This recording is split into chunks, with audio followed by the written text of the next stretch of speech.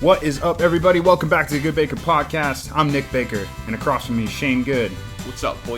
And we're here to talk to you about some video games. And man, Merry Christmas to all you out there. We just missed you. We've been off for a week, but we're back now to talk about our most anticipated games of 2020 and a few other things to wrap up about 2019. Yeah. But I'm gonna let you lead off the conversation. What's your most anticipated game coming up this year? Whoa, hang on now.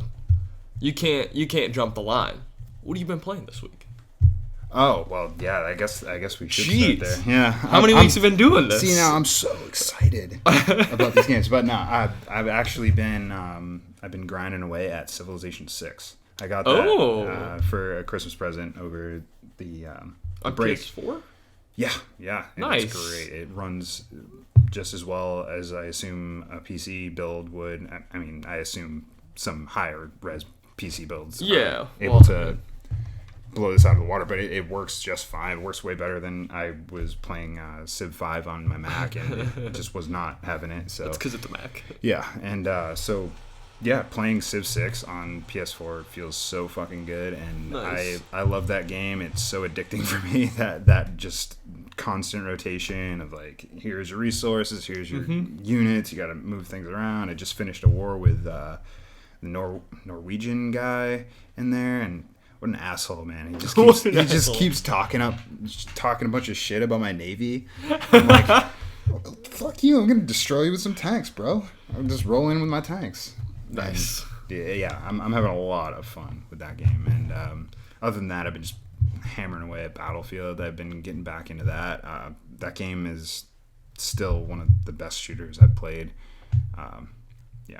Super solid game. Yeah. Do love that game. So what about yourself? What have you been playing, man? Sorry I had to... No, you're fine. Did jump the line. It's all right. We got there.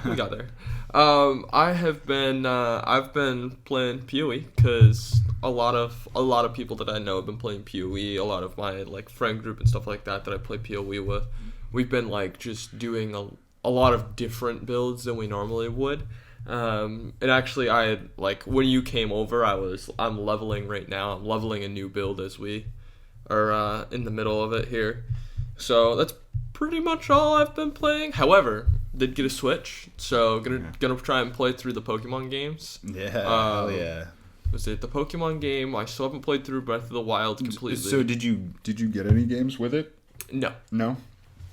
Okay, so yeah, definitely pick up either Sword or Shield because that's a must-have. That game's totally great, and like you said before, I think you were getting 3 houses for Deborah. Yeah. Killer game as well. I haven't finished it, but definitely one of those ones that I'm going to go back to over these next few weeks, right before the big deluge of sweet games that we have coming this spring.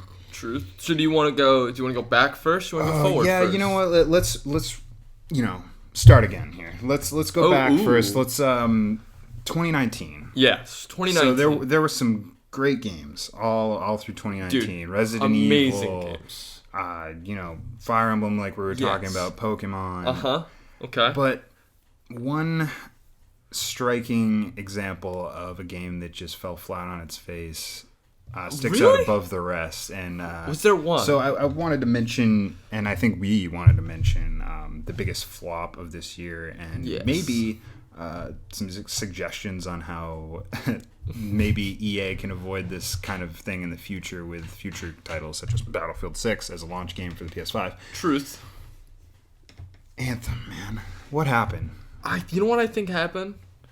I think they just got that $ in their eye, and then they just push, and bit them, man. They should know by now. EA is a old enough company, and they've been in the game for long enough to understand that when you please a fan base, you're gonna make the money that you need. Like if you put out a game that people enjoy, such as Jedi Fallen Order, one of the best-selling games of this fall, people will love it, eat it up, and the Respawn's having a hell of a year for EA. I think they're the wonder child right now as far as they're concerned, and DICE is kind of taking a back seat. But I think DICE can really bounce back this year and make up for the shortcomings of Anthem with a sweet Battlefield game that they've taken a year off now from making Battlefield games since 5, and I hope that they just go straight modern, or maybe even, I don't know, Cold War era. It would be really cool to get a Cold War game. Yeah, that would be really cool. Or like a Revolutionary War. I've constantly said time and time again, I talk about this at work to the detriment of my coworkers, a spy Battlefield game, like the old GoldenEye feel, like 007 spy Battlefield would be so cool. And they kind of hit the nail on the head for me when they did the Cops and Robbers Hardline. Yep. I loved that game. I played so much Hardline, and it was just a shame that there wasn't a fan base there for it to keep it afloat. People still play it all the time, but it's more of like a PC centralized game now. I just can't get a game on PS4 anymore. But yeah, I love when Battlefield takes those risks and kind of shifts the expectations a little bit and like throws you for a loop, especially like they did with Battlefield Bad Company, and making a campaign that was hilarious and kind of brought you in, taught you about these characters. And I think that's something that I'd like them to get back to, is like a really meaningful campaign too. But don't want to spend too much time on that. That's one of my most anticipated games for this coming year, though. Sounds like Anthem, good one. Man, I was so excited coming into Anthem's release. I pre-ordered it, went to Best Buy, picked it up, and getting into that game, flying feels good. Moving around, your traversal feels great. The flashiness of everything, your powers, all of that looked amazing. Like the fidelity of everything was not the problem. It was just simply the lack of effort that was put into the story, the content, like the graphical prowess of the Frostbite engine, or whatever malform that they used for this game, is striking, to say the least. Like, it's one of the best looking engines that EA can put out right now, and I mean, definitely looked amazing. It just, man, the gameplay let me down. It came up short in so many ways that I'm not shocked that they're shutting it down so soon. I will say the one thing, especially like you said earlier, with EA being such an old company, you know, everybody who's a hardcore RPG gamer, everybody, doesn't matter what console, phone, doesn't matter, any genre, mixed, RPG, the things you need are a story that grips the people and makes them want to play more, and a system that is really in depth, that allows you to have a learning curve that you have to spend time with to understand, to kind of like push you into the game deeper. Yeah. And from what I understand, it didn't have the two qualities of what an RPG kind of have. So like I'm very not surprised. Yeah, it's a bummer, because, you know, the concept of it all, the reigning champion of the looter shooter game was Destiny, and I mean, continues to be Destiny, even long after Borderlands 3 has come out. I was gonna say to critical acclaim. People love that game. It is a good game. I'm wishy-washy with it. I tried playing it a little bit before I got Civilization this break, and I got into it a little bit, but then I got Civ, and I was just like, Borderlands. I will say, I think you're forgetting about one game, which is actually my favorite game of 2019, which was Tom Clancy's The Division 2. Yeah. Which was a looter shooter that had a lot to it. I think it was... The Division was such a great game. I played the hell out of it, got to max, and loved it. I think that the iconic nature of like New York City for the first one, I think it just never came out of the shadow of that with Washington. I mean, there were really cool parts of the Washington play set that you're given, but I just the iconic nature of New York just lends itself way more to like wanting to run around, and the snow looked great. The Snowdrop engine for that game was one of the first that I was just like, whoa, like this is Yeah, it looked gen. beautiful. This is next gen. Like when I first saw that trailer where they're like panning over the windows with all that like Christmas fixtures about, it looked stunning and it drew me right in. And Ubisoft has a way of making those trailers and seamlessly like transitioning them into gameplay. Yeah. And a lot of that stuff that you saw in that first trailer didn't really make the cut. Like the map expanding around you and on the ground, it's more like you get an elevated look. But the concept behind the Division 1 was so great, and they built upon it in Division 2. Loved it. I think it has yet to reach its stride with the mainstream, such as like Borderlands and I think Division 3. Division 3? Division 3, downtown UK. Depending on where they pick, if they pick like a really, really populated city, I think that could be really good, like downtown UK. LA or I know. I literally just generalized UK because I don't know if they'll want to reuse the assets, or maybe they will. I don't know. I assume you're talking about Legion. Yes. Yeah, Legion's gonna be sick too. Also gonna be amazing. But what was your favorite game of the year? Yeah. And you can only pick one. Civ is making a fucking run for it. I'm so addicted. It's crazy. No, I have to say that it's probably Resident Evil. Yeah, the remake. It was so. I haven't had a game grab me like that and like want me to play it through, and I played it through, and then I went back and played the second character through. Right. I hadn't had an experience like that until I played Until Dawn. Yep. Where I sat down and finished the game. And granted, Until Dawn's not as long as... Yeah. Well, I guess they're probably comparable. I think they're like 15 hours or something like that, aren't they? I think Until Dawn's like around like 7 or 8, and I think you can complete a campaign. Well, I mean, you can complete a campaign in Resident Evil pretty quickly if you're a speedrunner, but for average gamers, probably around like 10 to 12 hours, I think. Really? I thought it was longer than that. But then again, I didn't... The second playthrough for me was definitely shorter, just because they give you so many benefits that second time around. But the atmosphere of that game just got me in such a mood, and I sat there and just played it through. And I love the inventory system, is as strange as it sounds, is like almost addicting to try and like move things around and pick things up, and you have to solve puzzles, and like, shit, I don't have room for this key, I'll have to come back for it. And it kind of makes it Metroidvania-y in a way, where you have to like go back and remember where this key is. Like, shit. But they do mark it on the map now, where they didn't before. Thank goodness, because I would never remember. I would have to like start writing notes on my phone. But yeah, Resident Evil 2 Remake was a special game for me this year. It edged out Kingdom Hearts 3 for me, because Kingdom Hearts was just another one of those games that it felt empty at the end, and is as great a series as that is in my eyes. I love that. It's probably one of my favorite series of all time.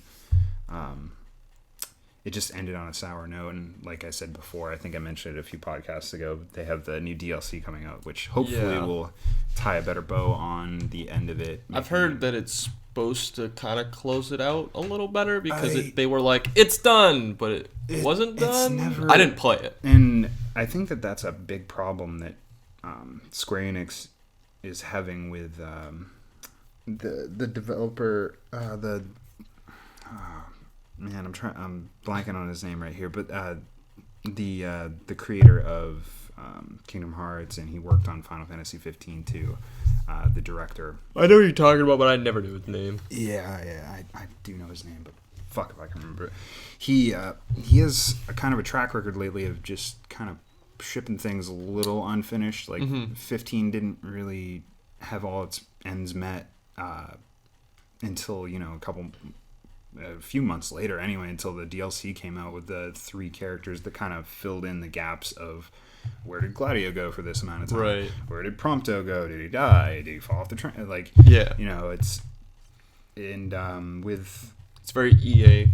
Yeah, and I mean, pay to unlock this character. Easy. Wow. It's easy to pick on EA now because of what happened with Anthem, but man, if they can just look at Respawn and follow what Respawn has been doing with Apex and now with Fallen Order, I think they're just going to be just fine this year.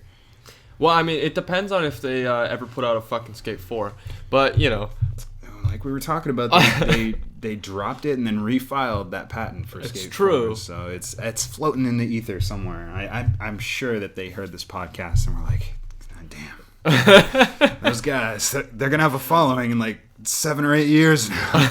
Maybe we can get Skate 4 out then. Truth.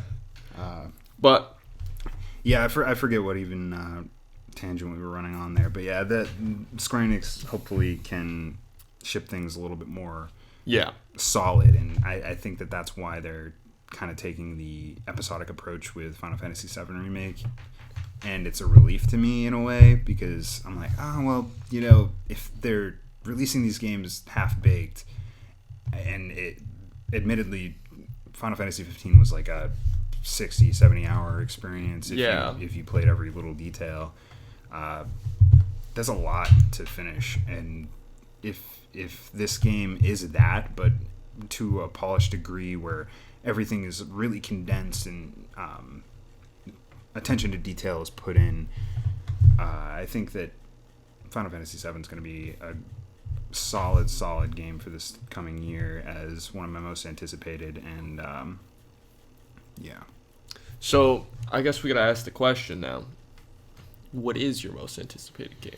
Only being able to pick one, because this year is like, if you were only allowed to pick one anticipated game, it's really just a punch of like, well, what company do you favorite? Right. So because there's so many. I think it's easy to pick between the obvious ones. Mm-hmm. I mean, it's hard not to choose Cyberpunk because Cyberpunk is Cyberpunk, and I love The Witcher 3, one of the best RPGs I've ever played.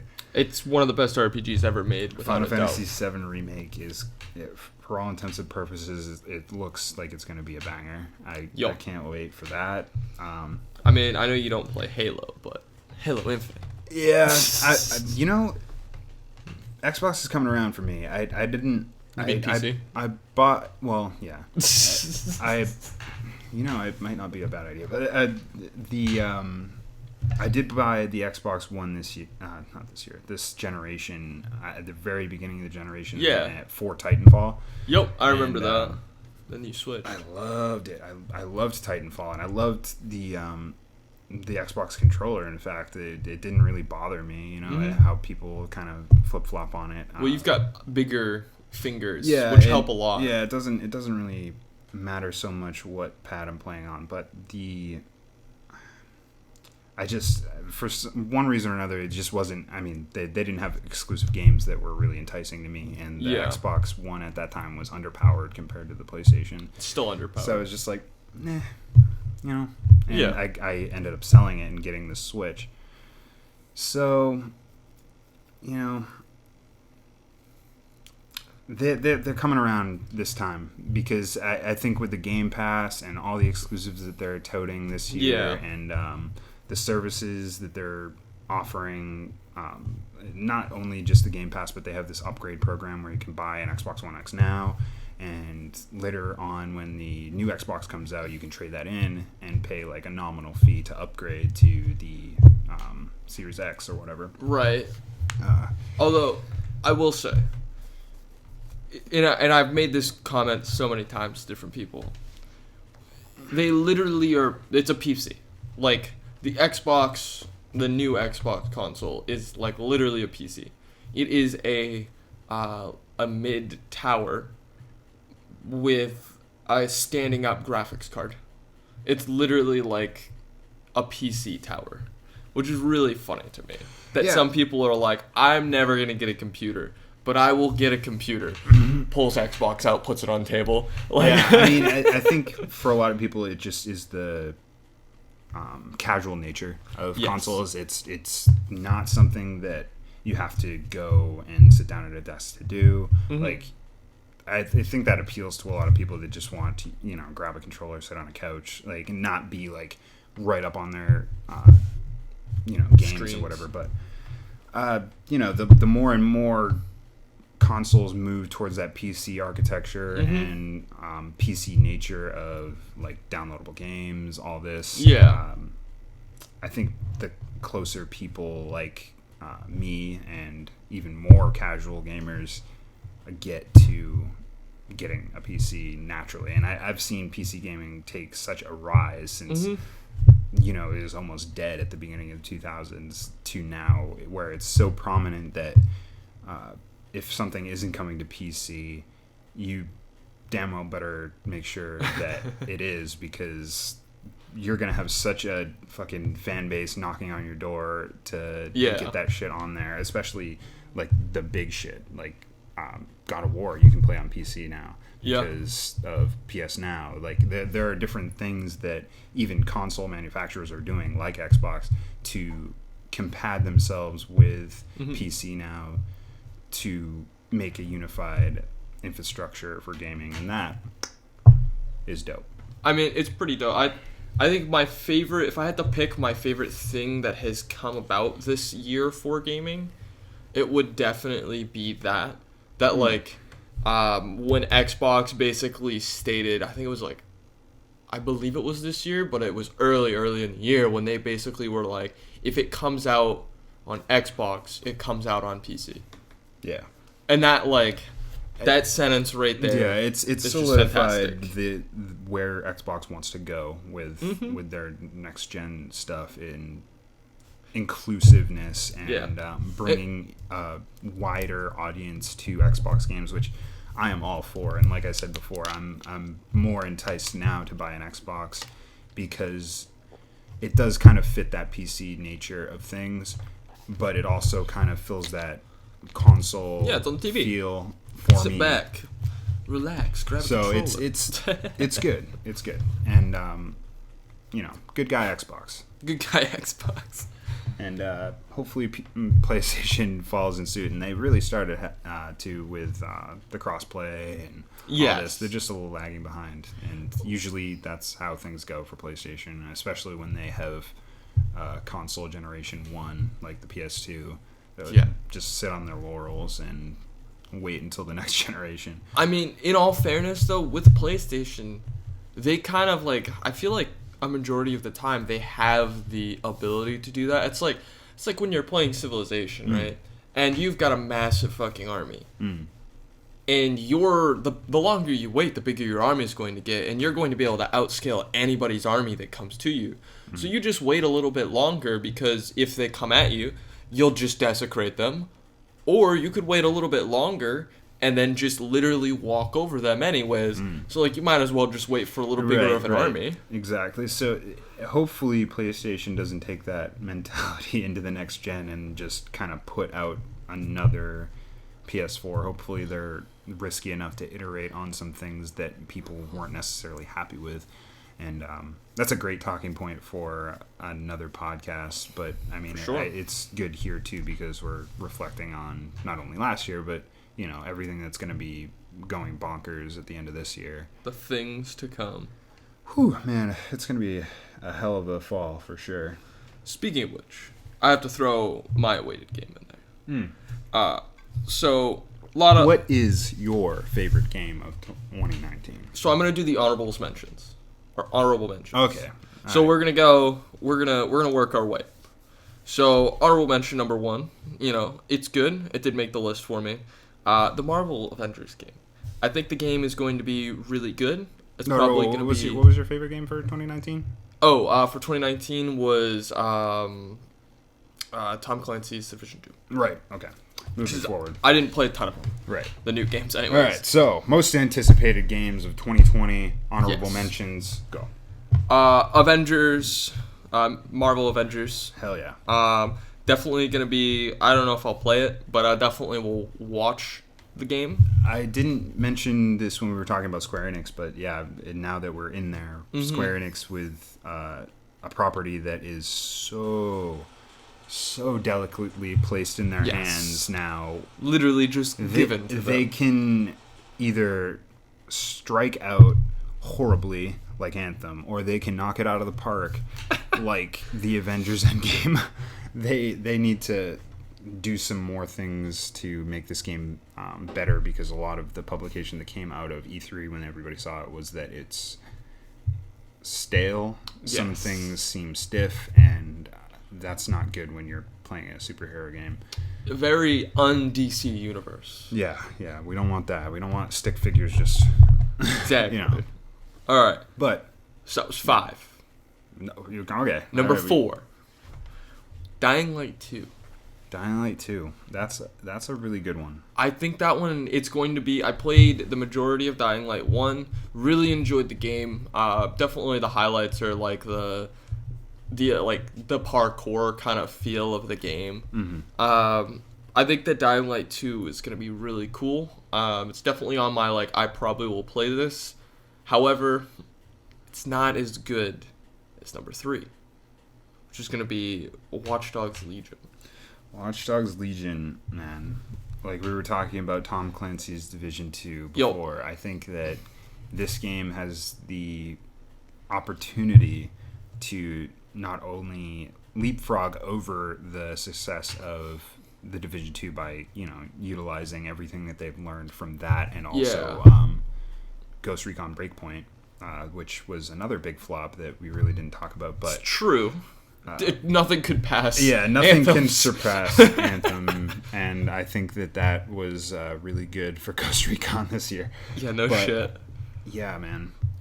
They have the unique ability to now take what everybody knows Watch Dogs is and what Watch Dogs has been with 1 and 2. 1 being like a more gritty, down-to-earth story that people enjoyed, but kind of the mechanics of the game weren't quite there yet. Yeah. To 2, which kind of had a so-so story, I heard. I haven't played the game myself, but from what people have said, the game played endlessly better than the first game. Yes, and I've heard the same. The smoothness of not only motion, but like the combat abilities and all that.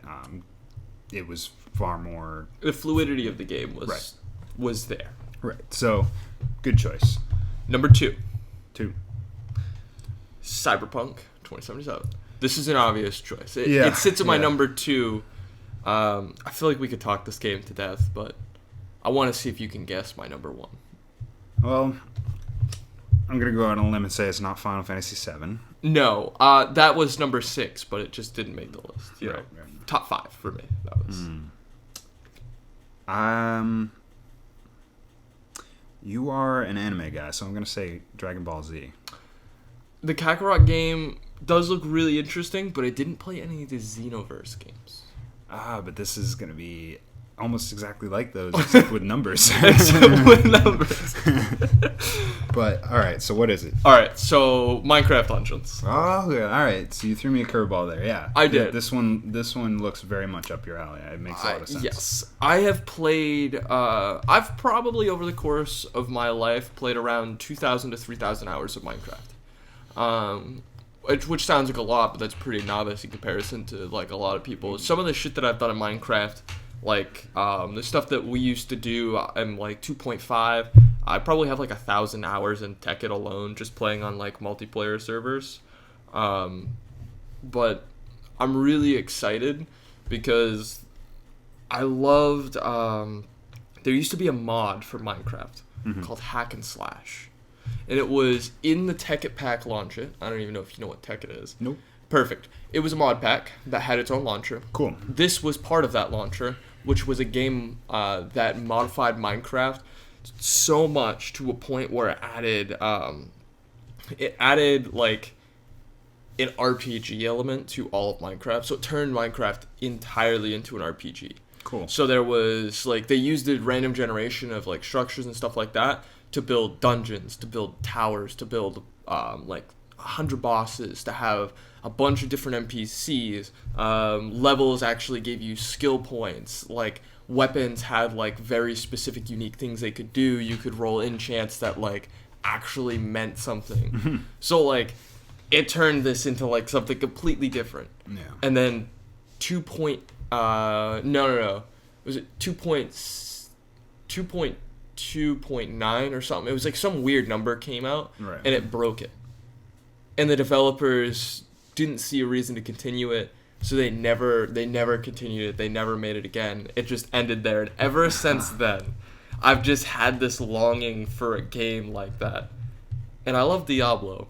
And I mean, have you seen Minecraft Dungeons? It fucking looks like Diablo, but with Minecraft. Yeah, it's like Diablo and Minecraft had a beautiful baby. Because honestly, I played Diablo and I love Diablo, but I'm not like hardcore Diablo. Yeah. And I've played a couple sessions of Minecraft, and that game couldn't be further from what I'm interested in. But something about it being the aesthetic of it is like passive enough and cute enough to where it, I think, will draw in a lot of attention from, you know, younger players. Yes. And the nature of it being kind of a hack and slash Diablo RPG like will bring in the older players. So I think it's going to be a surefire hit. And one game that I am also pretty excited for, regardless of the baby making genre fusing whatever the hell is going on with that game. So I guess the pressure's on now. Yeah, man. We need to come up with the top 5 here. So, threw you for a loop on that one. Yeah, no, I want to start probably with, yeah, definitely. I'm gonna start with number 5, and number 5. Number 5. Sorry. Number 5 for me is gonna be Animal Crossing. Animal Crossing. Holy shit! Where'd that ball come from? Yeah, man, Animal Crossing. I'm so and I just got done saying how I don't like Minecraft because of it, but Animal Crossing has a rounder aesthetic. You know, it's not okay, Nintendo boy, keep going. Come on, keep going. So, Animal Crossing, I remember playing the first one on GameCube, and it's such a nostalgia trip for me. Yeah, whenever I see even the characters or the sounds of anything that has to do with that, the way that they're improving everything. From the looks that we're getting just based on the trailers that we have, make it really enticing. It's coming out early this year, which kind of fills that Switch hole that I've been falling into. I don't really have anything on the Switch to play. Yeah. But except for all the games you have to beat super on the duper Switch. excited for that one. I can't wait to mess around. And also, for the first time in a Animal Crossing game, it looks like you can make your character how you want them to look. I've heard a lot about that. Fucking brilliant. Oh my god. I cannot say how annoying it is to have to fucking soft reset for the right eyes, or like look up some sort of guide to name your person the right thing to get the right eyes. Was it really that bad? It was. You would get, like, if you named your character certain names, it would change. I think this was at least the first one. It would change your appearance to whatever. Really? Yeah. I'm surprised they didn't just do the like copy paste when they brought it to Wii. The whole like copy paste your Wii character in. Yeah, that would have been brilliant, but at the same time, you know, Wii U wasn't brilliant. Touché. So number 4. So number Damn it, 4. I should have done that for mine. Yeah. Number 4 is probably I'm just skimming here. There's so much. Because I know definitely not my top 3. It's gonna be easy, but man, you make a hard argument for Dying Light 2. It's gonna be good, but is it gonna be good for you? Yeah, that's the thing, isn't it? And that's the question that we have to ask ourselves. Yeah. So I think that you're struggling so hard with this number 4 so, spot. Yeah, because I think this is the hardest one right here, because it's not quite Animal Crossing, but it's not quite my next one. My next one. You know, I was looking to see if you were going to do You it. gotta stay tuned. I was looking to see. So, yeah, I'm going to just throw it out. Marvel's Avengers, for Yep. sure. I'm excited for this one simply because I love the Avengers movies. I love the Marvel movies. I can't get enough of that. the likenesses don't bother me at all. That they're not the movie likenesses. I think that it's refreshing to have new faces take the mantle of these characters, and legendary voices too. Nolan North is Bruce Banner, and Troy Baker is Tony Stark. They made so much money. Like, oh my god, yeah. I'm surprised they didn't have Tony Stark do Tony Stark. Yeah, I mean, yeah. I think he's busy. I think he's busy. But yeah, this game is enticing. Just the mysticism behind it. I don't really know much about it other than like what we've seen as far as gameplay goes. But I think that was so early on that I don't even think we have a good gauge of what this game's going to be. There's so much time that's been split between. So 3. I think I can tell your next 3. But go ahead. Yeah. Number 3 for me. Oh man, it's gonna be.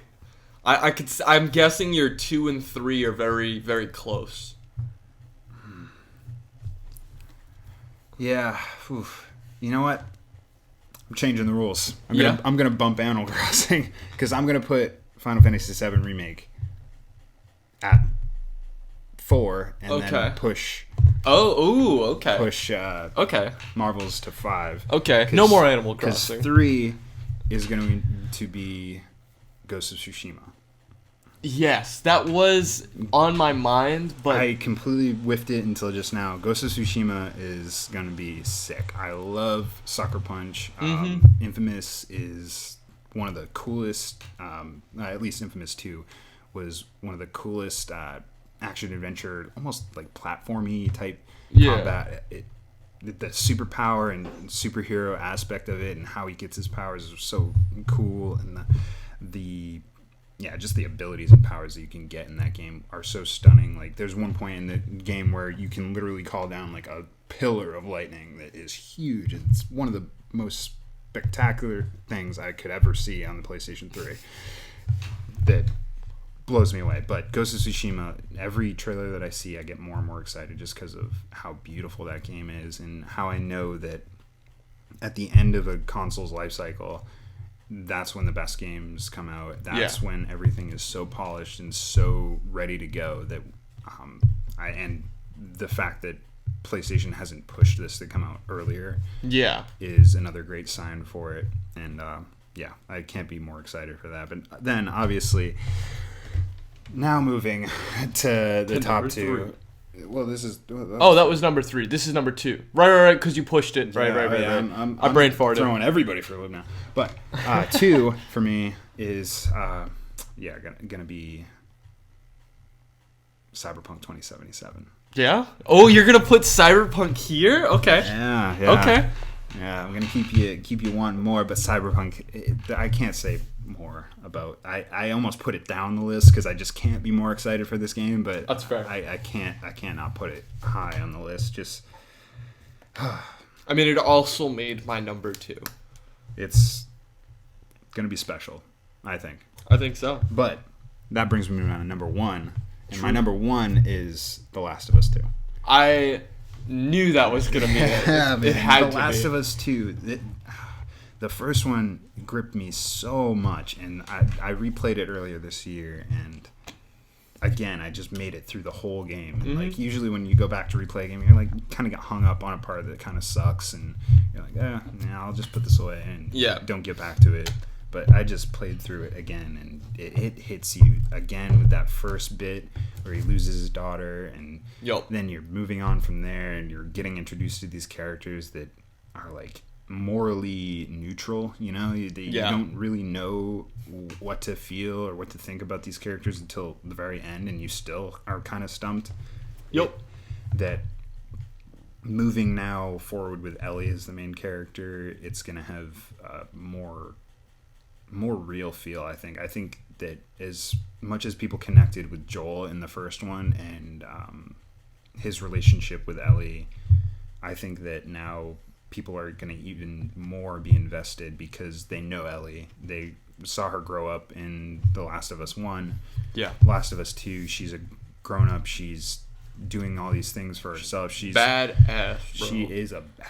Oh my god, she's that a badass. hatchet scene, or I think it's like a machete that she picks up, just like chops Yeah. at that guy. Dude, and the he's, picking like, arrows up sitting off there, of like the bodies and like the fluidity. It gives me such good vibes, and I can't wait for it. And I'm so glad in such a fucking morbid way that they pushed this game, because I would love to play it so much right now, but I know that the more time it gets, the better it's going to be. And yes, from what we've seen, just the short glimpses that we've seen of it, it looks absolutely amazing. It looks fucking fantastic.